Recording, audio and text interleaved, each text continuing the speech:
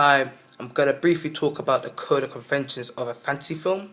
So let's start off with fantasy film normally have high production values due to the fact that it costs millions of pounds to recreate a fantasy film, due to the fact that the amount of money they've got to spend on technology, actors, and just specialists in general. Therefore, the production value just be ridiculous out of the window.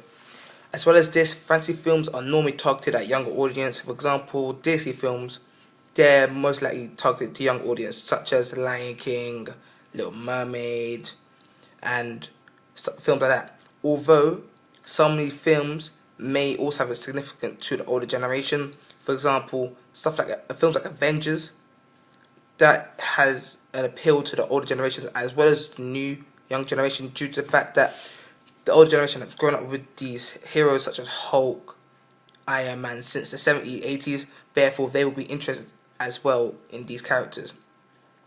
As well as this, the films will be dedicated mostly to obsessive fans, which are fans which have been fans for years and years and years on end, who have all the books, for example, for Harry Potter, films, character references, profiles, and just character toys and memorabilia. Due to the fact that they're just massive fans of the film, therefore they would just have all the collectors they want, really.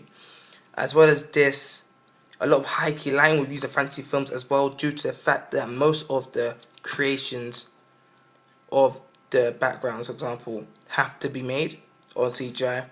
Therefore, they have to use high key line to complement this as well. As well as this, there is significant use of CGI and special effects due to the fact that in fantasy films they're not supposed to be realistic. Therefore, they are normally filled with this, as it allows the film to become more like a fairyland or fairy tale, for example, rather than just an everyday ordinary film. As well as this, there's normally a positive ending in a narrative. For example, happy endings, like in a fantasy film, you never see the villain winning. For example, you always see the hero always come up on top, which is significant always in fantasy films.